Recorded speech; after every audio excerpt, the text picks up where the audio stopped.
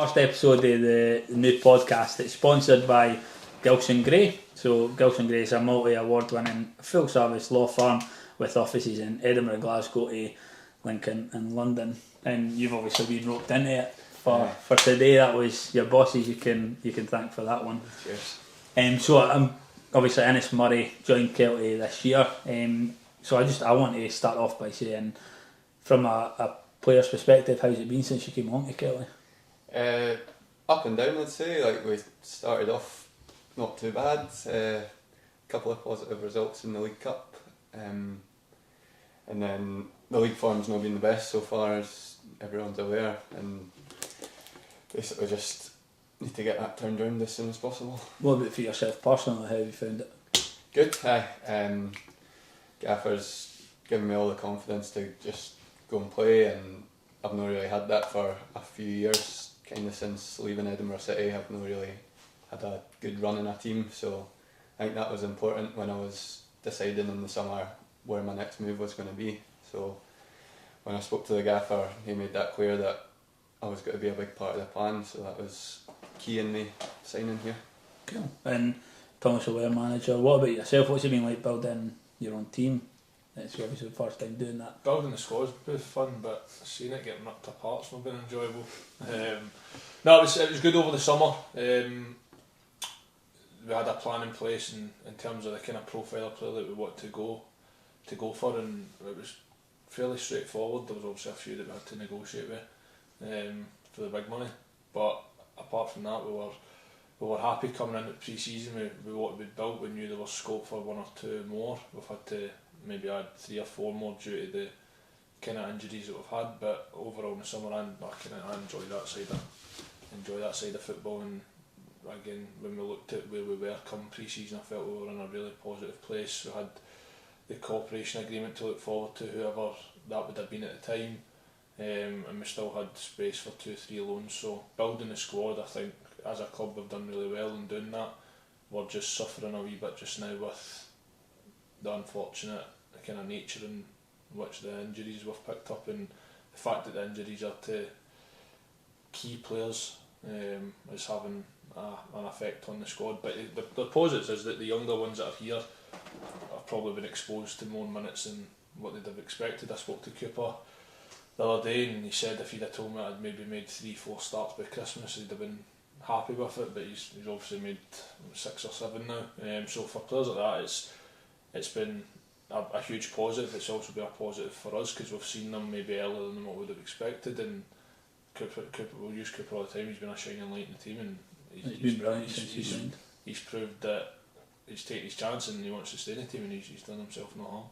And just since he's here, obviously signing Ennis, how did that come about? What were your thoughts? Why did you bring him in? It's a weird one because I'd said, obviously, even when Tids was here, we'd spoke about Ennis. We were a massive fan of him, and I just kind of thought when I got offered the job after the Cove game, first thing I did was speak to Merce about, obviously I knew Merce knew Ennis, and said I think he'd be interested, and obviously I knew that the money that Arbroath can throw about and stuff like that, we would struggle to compete, but we had, the way we navigated the budget is we would have scope to bring in 1 or 2 kind of higher end players, and then the rest we would look to go kind of younger with. So if you look at Craig Clay, we signed him in the hope that he would maybe take over from Marrow in the change room, that older head to go along with CJ, and then it gives you that one player that we kind of seen in his prime. And again, we were delighted to be able to bring him here, which I didn't think would be possible, but delighted at hand. Yeah, it was a surprise name. Same with yourself when you came along, and what's it like to hear that you were quite high up on the target list, one of the first? Like when we had our first conversation, that was kind of put across quite early that you really wanted me to be here, and I think the fact that it was done so early, like the season hadn't even finished yet last season, and we were chatting about this season, so I think just that positivity right for the start was like a key thing for me, kind of feeling wanted and knowing the gaffer wanted me here. What about yourself then, Craig? How's it been working with Tam? It's been alright. It's been alright. His phone bill must be quite high, right? But it's been great. Now listen, like, you speak about progress. I think the word you use, the progress has been halted a bit because the injuries, and every team gets injuries, and we understand that. But in all my years in the game, I've never seen anything like it. And it is, as the gaffer says, to key players. But it gives young guys an opportunity, and that's what's happened. So is it? You see Cooper and that, the guys, Joe, Lewis, Clarkey, Leachy, these guys have had more minutes probably than we would expect it, and by September, so it's pushed them on. So it's helped us, but also hindered us with the experienced guys. Did it create like different challenges? I take it having that young team out to what you expected maybe at the start of the season. Even if you go back to even the friendlies, like I don't think there's been a game where I've been able to play the start 11 that in my head I planned or I signed to play. If you go like pre-season, the 4 or 5 pre-season games, I think there was one game where we played with a centre or 2 centre backs, and it was the Clyde game here when we had 2 trialists in at centre back because Flatman's been out, I've been out, Craigie Clay he missed a couple. So it's been a massive challenge, and every week instead of picking a team based on kind of is it Innes Murray or is it Aaron Arnott in their like designated positions, it's more about right, who do we move about to fill roles, and it's been a massive challenge. What I will say is the boys for the Premier Sports Cup and into the league, the majority of the performances have been good. There's still I think the challenge has been that with the kind of the age being really young just now, there is a bit of inconsistency, and we're seeing really good stuff for 45 minutes and losing concentration for 45, and again I think that is just you're going to get that with young players, but it's brought different challenges that you're more need to put your arms around the younger ones and look after them, realise that they're playing against real experienced pros. But the biggest bit is the younger ones we signed to drip feed them in with experience around about it. So if you look at just take Jack Wiley for example, Jack Wiley, bringing him in was maybe the plan to play next to me or have me in the back line. If you look further forward, if it's Joe Teasdale to play with certain players around him, Cooper to play, everything's been affected by the kind of the core of the team, if you want to put, or being injured, and it has. Listen, I don't think any team in the league, or even you go up the league's championship, whatever, would have that many key starting players out injured that wouldn't struggle, and we're struggling a wee bit, but there's no worry in my mind that when we start getting boys back that we'll start picking up more points. I think with the cup as well, that KDM Cup. Well, if you look at the way it's worked, if we had, I think the biggest saving grace is the last 2 weeks we've not had a Tuesday night game. If we had a Tuesday night game, that's then 8 first team players injured. So Brodie, myself, Flatman, Craigie Clay, Lewis Moore, Luke McCarville, Robbie Cole, Darren McInally. That's 8, plus then the 4 lone players that can't play. Yeah. That's 12 players. So we wouldn't have been able to field the games we have played in the KDM Cup. We've had to bring two trialists in for each game. So that'd be interesting if there was a game.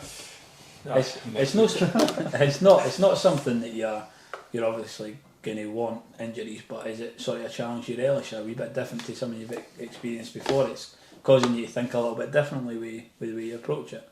I don't approach it too different in terms of like just because I've got like, so Saturday I think we had seven players under 18 that featured. I don't think there'll be many teams that will do that all season. We've been beat 1-0 by, in my opinion, something that wasn't a penalty. We weren't great in the game, but it's not as if I'm saying to the boys, right, shut up, we're 18, we can't play, like, let's boom it along. I'm still sticking to everything that we want to do as a club, because ultimately if it's Grant Leach or Clark Bexfield, if I'm really going to come into it at some point, it's just it comes down, they're not going to be perfect. They're like their kids. Cooper's 16, Joe's 17, Lewis Carroll's 17. Like they're babies, and they're playing against people that have been about the leagues, and it is tough for them. But again, it's tough because they're in it together, and they've maybe not got as many older players around about them, which is the challenge. But it's been good. I've worked with the younger ones, like. They're a breath of fresh air around the place. I make it no secret about Grant Leach and how infectious he is around the group, how infectious he is just watching him play football. You like him, eh? Love him. Aye, I've known him since he was 14, and he's been the same. He'll do it. if you told him to go run all that hill and back, he would go do it if he thought for a percent it would make him better. But no, it's been good, the younger ones, and again it's made it bulks the numbers up at training. We've brought Clark up for the 19s in pre-season. We spoke to Leachy about coming in and having him around the first team in terms of it would benefit him in the long run. So there's been loads of positives, albeit every day we'll look at where we're at the table, which is the main goal, but there has been a lot of positives behind the scene despite which clearly been a lot of negatives as well. Some of those boys are quite infectious. I think Leachy was the only one that everybody was quite cautious when they were taking their team photos, and Leachy was the only one that was kissing the badge and trying to do other things that he wasn't meant to do with that. He loves it. He's such a good boy. Like I couldn't imagine him in the dressing room because you see him as like a sort of a son or whatever. Like you've known him that long, but he's a great boy, and he's one that again he's how we want to do things. He's been probably exposed to it more in the academies and like the problem solving aspect of the game, and he sees the picture. He's just physically knows developed as what he will be over time. But again, training with the first team, training in our first team will only benefit him. Do you think having the academy there for boys like that, do you think that's a benefit, or is it a bit tricky? I think in time it'll benefit. It's what it needs to be. Like again, we go back to Kelty's been in the leagues 5 years, so they've had to keep their status. If you look at the academy, it get revamped. The leagues in the summer, and both squads have been fully revamped. So if you're looking at 5, 6, 7, 8 years down the line, then these squads, as long as Kelty stay in the leagues and start like going up the way, then these squads are only going to get better because younger players are going to want to come, to which then there will be more feeding into the first team. Yeah, that makes sense. I think the ones that have featured as well have done well enough when they've played in the team, like Bailey coming on, getting a goal, and like you say, Leachy and Clarky as well. Bailey's always great as well. That was one of the goals I think that the team's trying to sort of achieve, the passes and creating space. And you just chuck that goal in because you assisted it. Absolutely. And obviously mentioned the changing rooms. What is the changing room like? Do you feel you're having to lift it, or are the boys still in quite good spirits? Nah, I think we are still in good spirits. Like, it is a good changing room. It's always a good laugh going in on a Tuesday and Thursday. I think on Saturdays recently we've been honest with ourselves, and we are kind of taking that responsibility of looking in the mirror and seeing what we can do better ourselves. And we all know we need to improve on a Saturday, so it's just kind of taking that on and making sure we're better. Yeah, absolutely. You see the board perspective with potential where the position is in the league just now. There's obviously a short-term vision. We need to make sure we secure a place in League One, but the club's obviously trying to move forward longer term. What's it like trying to balance the two? I mean, perspective every year, survival, we're not going to hide for that. And I think we've done really well with the last couple of years, especially in the first division. This year was the same. As I said, the pre-season, the gaffer put a squad together that we've seen a lot of good things from, and we're really excited, and it just got derailed with what's happened. But we just have to kick on. The league position, listen, I've never seen a League One in September in my life, so it's very, very similar to last year. I didn't see anybody run away with it, if I'm brutally honest. I think Arbroath got a run late on last year at the right time, but that was expected. You look at my Inverness, out with the first game of the season, Inverness obviously here, the other 5 games being won by the odd goal, so it shows you how tight it is, and for me that'll continue. So we just need to get everybody back fit and start putting points on the board, and we'll be there or thereabouts. I've no doubt about that. What about yourself, Tam? Do you sort of think longer term, or are you quite focused on this season at the moment? I think there needs to be a balance. Of course I'll plan longer term and in my head longer term, but I'm under no illusion that for 10 weeks down the line and it's the same situation, then obviously football's football and things will change.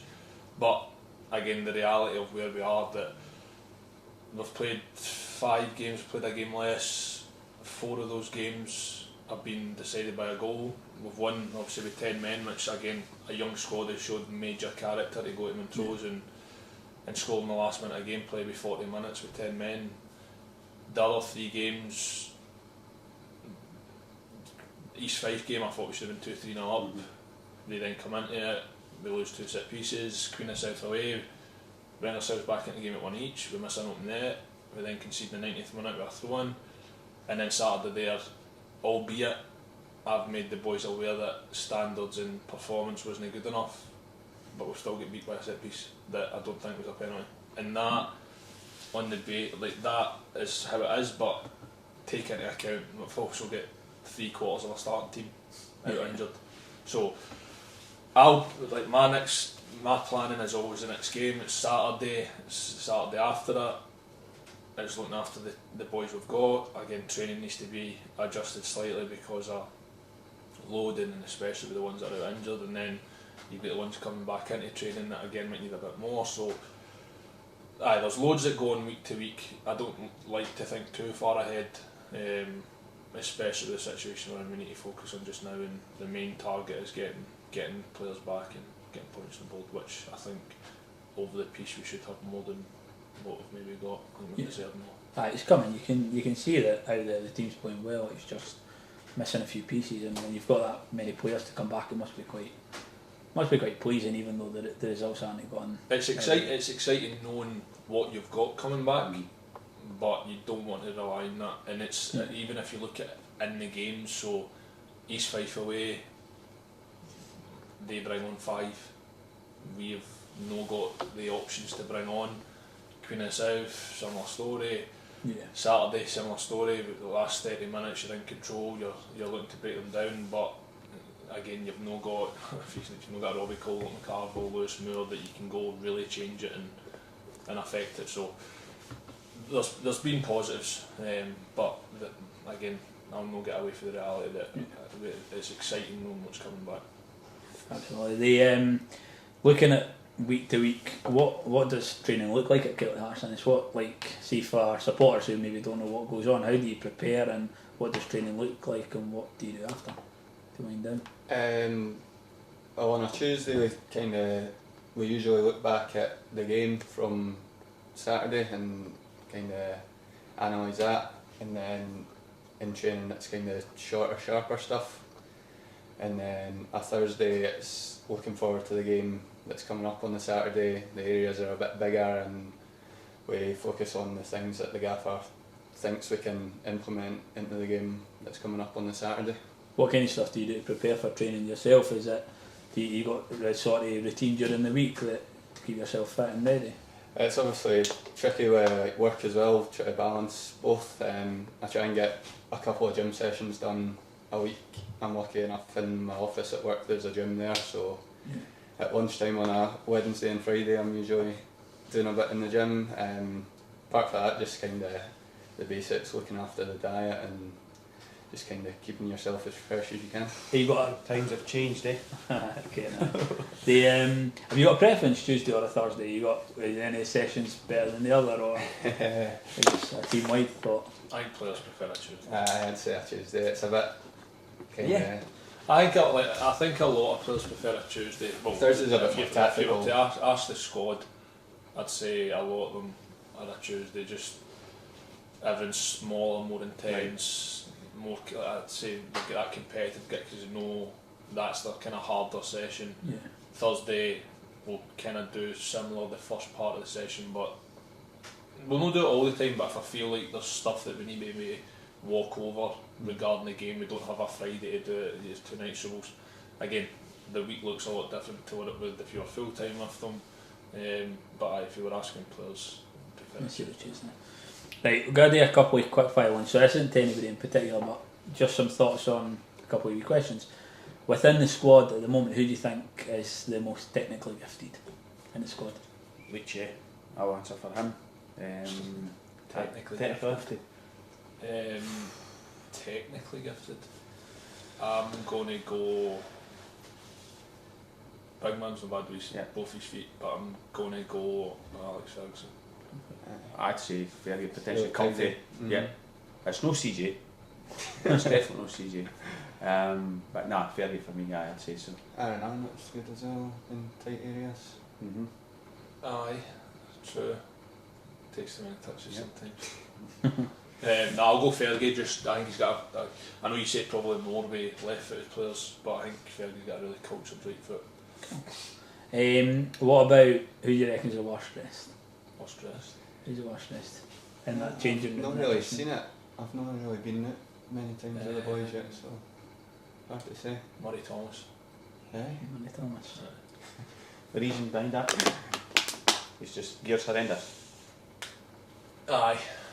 He's came out with a few shockers. For my time in the changing room last year. Jack Bryden was getting a bit of stick a couple of weeks ago, you see that? Jack's work shoes. Aye, for the shoes. So I'll maybe chuck him in there as well. His work shoes? His office shoes. Alright, okay. It's not saying anymore. Right. But a few boys were getting him a bit. He looks like he's got probably got a size 12 as well, he looks like. I don't like the size of his Clown shoes or something. Any of the players got, or yourselves, any sort of pre-game superstitions that you have noticed or picked up on that sort of stand out? Anybody have to do anything? Nobody switches off the light 3 times on the way or anything? I don't personally have any, nah. Not really noticed either. I don't think anyone's got anything outrageous anyway. Not too sure. Who would you say the toughest opposition's been this season, team-wise? I think Inverness, I think if you look at the 5 games we've played, the other 4 have been really tight. But if it was first game of the season, I don't know if a few of the younger players get stage fright, but if you just look at their squad overall, obviously their budget will be the biggest in the league, but the experience as well that they've signed in it, and they've got depth as well. So I think, listen, they did really well last year under the kind of deduction they had as well. They started with 1 which they've already nullified. So I'd be very surprised if Inverness don't win the league. We've not seen obviously Hamilton, but Hamilton will be strong as well. I think all the full-time teams like Queen and Hamilton's South strong. were good. Yep. Hamilton as well, with obviously they've got ongoing issues, but players don't think about that when they're on the park on a Saturday. So aye, full-time's obviously always Yep. an advantage. You mentioned it earlier on, obviously it's one of those leagues where anybody can beat anybody, but how would you compare League One this year to last year? I said it before, I think it's a lot harder this year. I think it will be a lot harder. I think if you look at the deduction Dumbarton got, it was a safety net for a lot of teams in terms of they knew that position. Annan had a shocking start and obviously finished really well, but you always question, did they have enough to get out of it? I just don't see. I think that's why I think it'll be harder this year. I just think the league will be a lot tighter. I think if you look at playoff positions and the points, I just think it'll be more congested, the bottom half. Cool. And we obviously know how much planning goes into a match day in terms of training and preparing the players and picking the teams. But what about behind the scenes? How much goes on? Behind the scene. Before a match? Yeah, or even during the week. During the week, yeah, we're here just to listen to Tam and we just get told what to do basically from his owners every day. Just try to improve everything about the club. There's fine margins, and he's been a breath of fresh air, and I didn't mind saying that while he's sitting there whilst they come in. Professionalism, and it's actually probably got us off our backsides a bit to improve a lot of things around about the club, and just try to strive and get the club forward. What about away for the team though, like, staffing, the mate preparations, you see them coming in with the pizza and that's always a down and none coming to the media office. I know, well, 2 boxes going to his office, but again, they're just small things that players like, and it's just a wee bit pressures on everything we try and do, and the staff, the volunteers, they're all volunteers, and there's maybe 20 of them on a match day. They've all got their own jobs, and George keeps them in tow away. And you've now put a squad together with 30 media guys as well, so people here at games soon. We're definitely getting there. Cool. I've got to talk about Gilson Gray because obviously the new sponsor of the podcast. Can you tell us a bit about who Gilson Gray are and what they do, and potentially a bit about your own role as well? They have 3 different departments. So there's the lawyer side, they've got the real estate sort of side, and then the part I'm involved in is the financial management side. So I can't say too much about the other 2 because I'm not too involved with that, but from my side it's looking at like pensions and ISAs and just generally try to help people manage their money a bit better.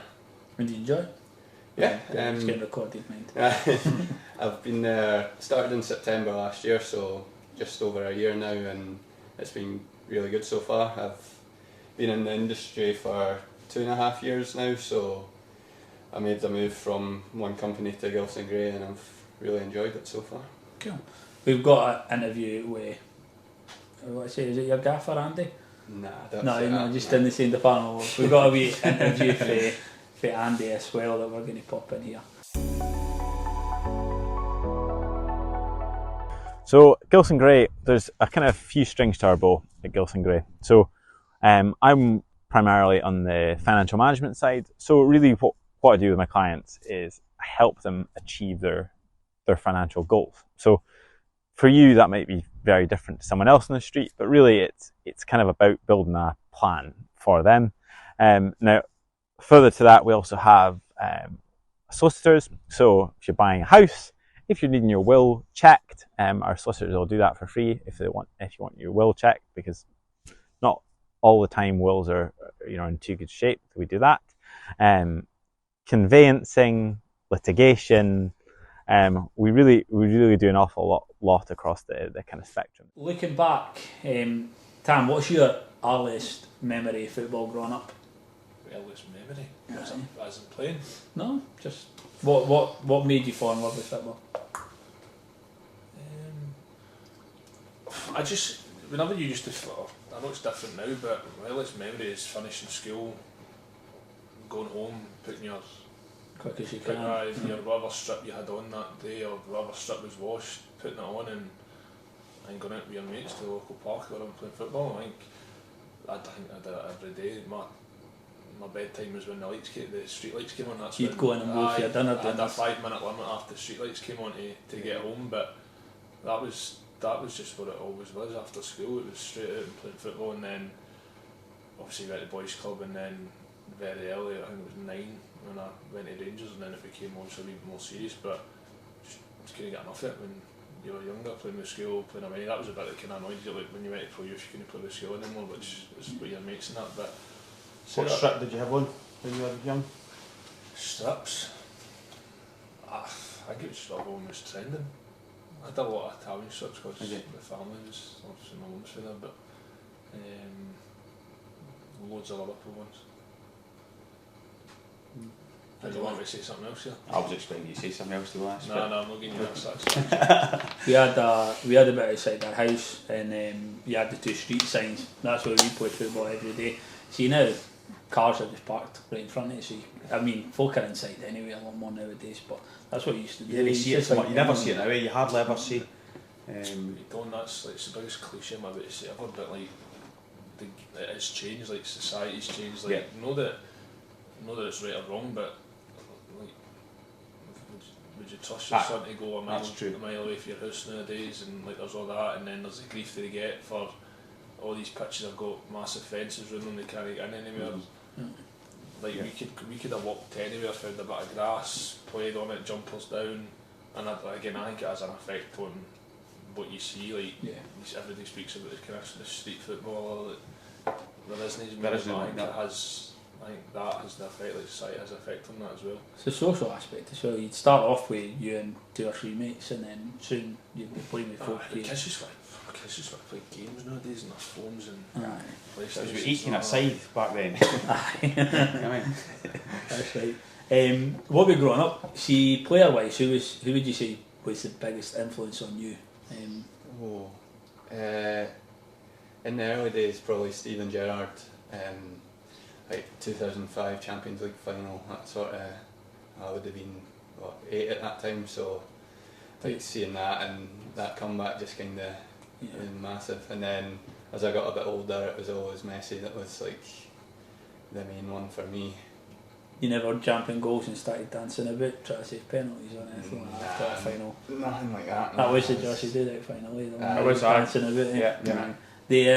But go out and try and emulate the things that Stevie G was doing. My family's all Liverpool as well, so like just kind of that's been put into me since I was really young, so that was like the pinnacle of it.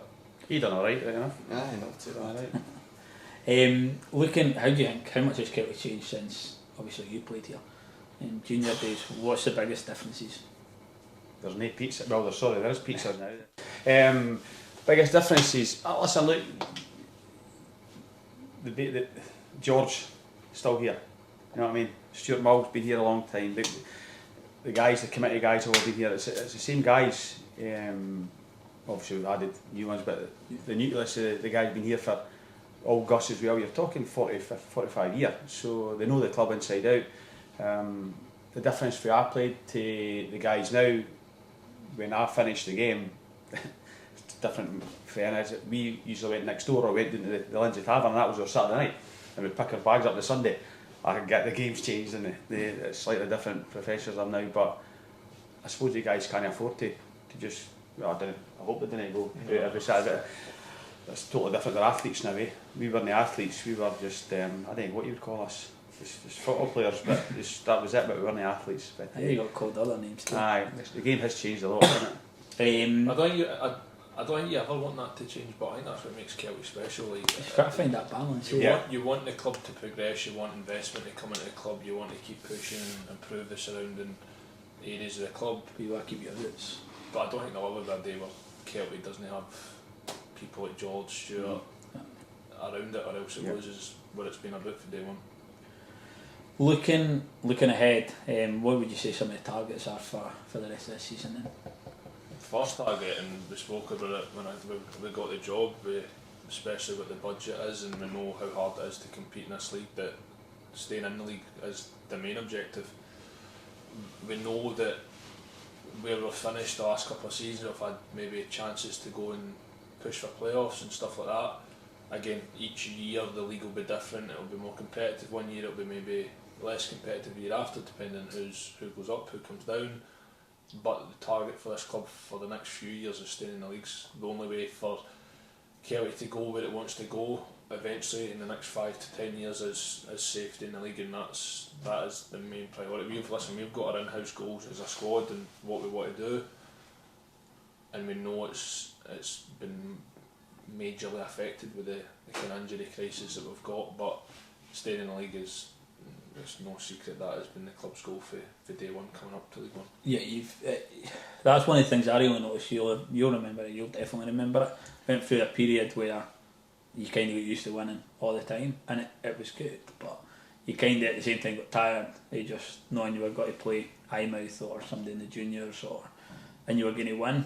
This competitive football, I don't think Kelty supporters are spoiled, or they certainly don't act like it, but we went through a lot of years of success. It's good that we've got more challenging leagues now and that we've found our level, and we are going to have tough times, I think, like just now, but I think it's decent. I think fans need to remember that as well, the way we are where we are, but I still feel we're punching it well above our weight. But as the gaffer says, long-term plans there, and we're Kelty being Kelty, we're trying to get there quicker than we probably need to, if that's a better word to use. But no, sometimes the fans, you speak to them and listen, have been great, but we need to sometimes be realistic and realise where we are and what we're all about.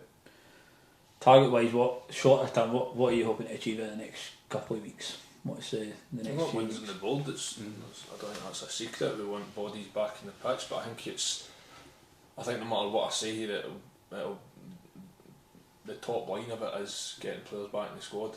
Yeah. Whether it's 2, 3, 4, like it's going to make a difference to the depth of the squad, to the changes that we can make on a Saturday. But again, we need wins, and there's no secret about that. And I've got no doubt that when we get our players back, we can field as strong a team as possible.